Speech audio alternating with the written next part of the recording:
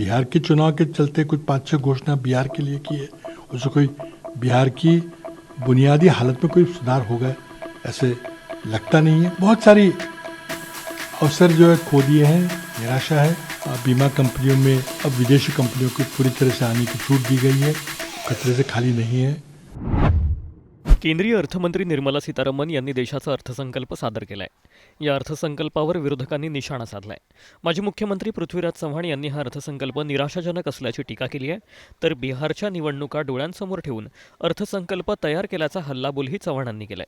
पृथ्वीराज चव्हाण यांनी नेमकं काय म्हटलंय, सविस्तर जाणून घेऊया। पहले मैं कहना चाहूँगा कि इससे बहुत हमारी घोर निराशा हुई है।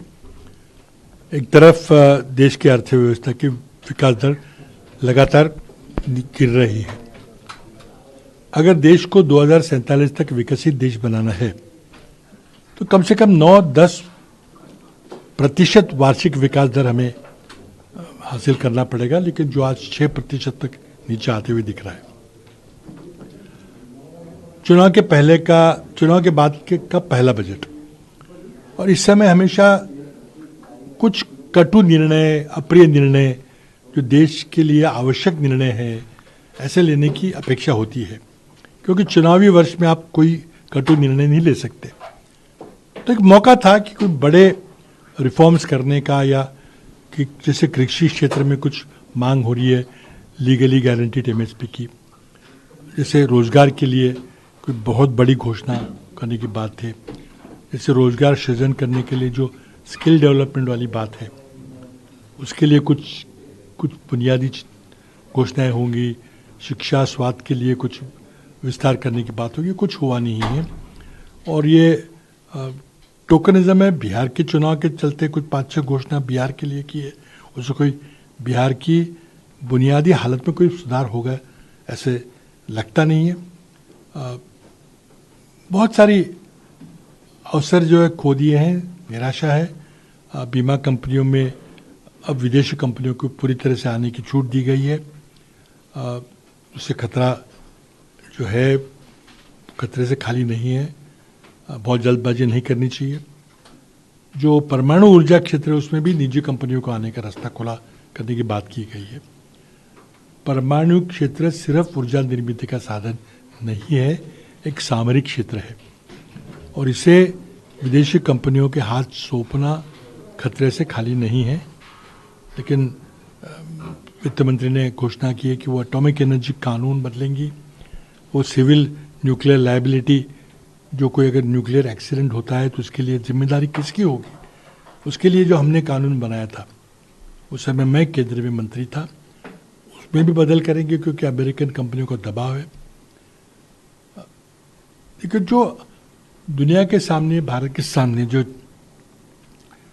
चुनौतियां हैं, विशेषकर आर्टिफिशियल इंटेलिजेंस है, जिस क्षेत्र में चीन हमसे बहुत आगे निकल गया है, शायद चीन अमेरिका से भी आगे निकल गया है, और उसका हम मुकाबला कैसे करेंगे, उसके जो परिणाम रोजगार पे होंगे, तो उसके लिए कोई हमारे पास रोड मैप है, उसमें कुछ भी उसमें दिखाई नहीं गया है। मेरी उम्मीद थी कि शिक्षा और स्वास्थ्य के क्षेत्र में कुछ बहुत बड़ी घोषणाएं होंगी, जो शिक्षा का स्तर, चाहे वो प्राथमिक शिक्षा हो, चाहे माध्यमिक हो, चाहे उच्च शिक्षा हो, जो गिर रहा है, लगातार स्तर गिर रहा है, उसके लिए कुछ रोकने के लिए कोशिश की जाए, तो कोई भी बात नहीं कही है। आईआईटी के बारे में कहा गया है कि उनके 65,000 विद्यार्थी एडमिशन लेते थे, अब 1,35,000 ले रहे हैं।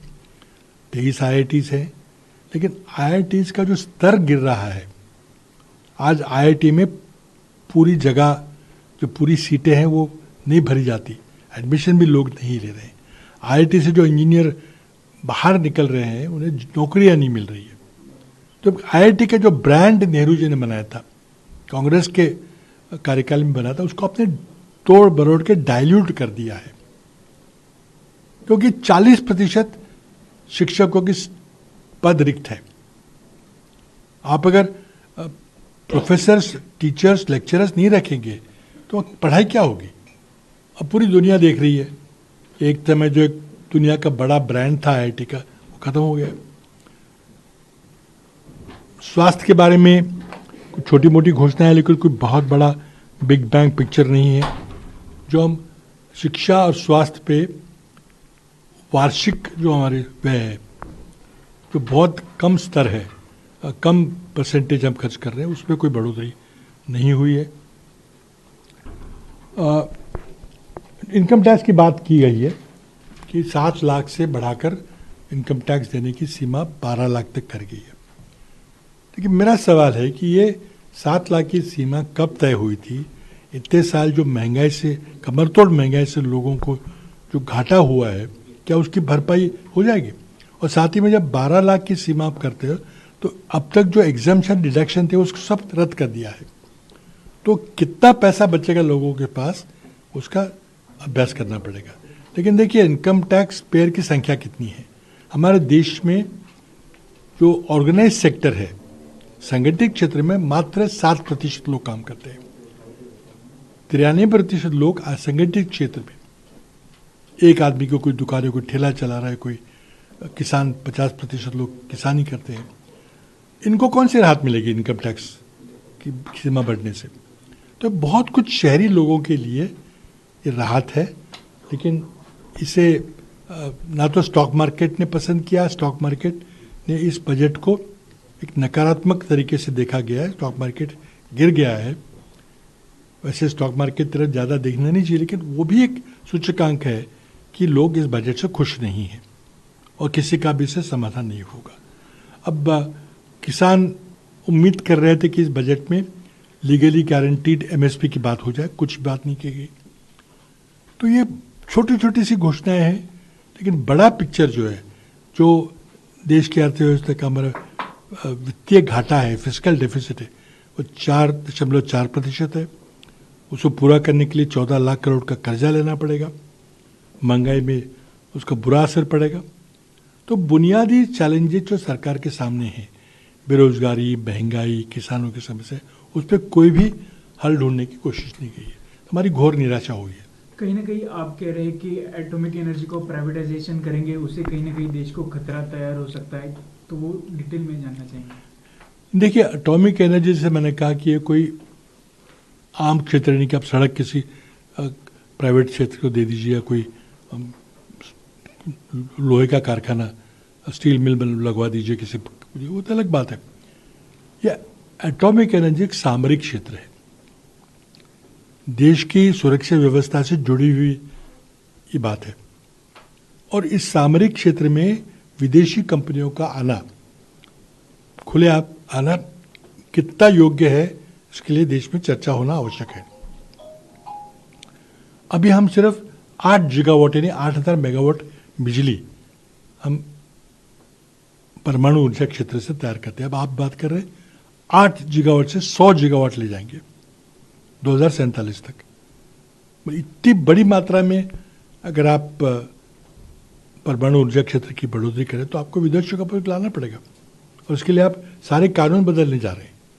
चाहे परमाणु ऊर्जा कानून हो या सिविल न्यूक्लियर लायबिलिटी कानून हो, जो मैंने पारित कराया था संसद में, इन सब कानूनों को आप बदलने जा रहे हैं। इसके गंभीर परिणाम हो सकते हैं। वैसी इंश्योरेंस सेक्टर में पूरी विदेशी कंपनी आने की छूट दी गई है, उससे भी खतरा है। लोग अगर अपना पैसा किसी निजी इंश्योरेंस कंपनी में रखते हैं और वो कंपनी अगर फेल हो जाती है तो पैसे का क्या होगा?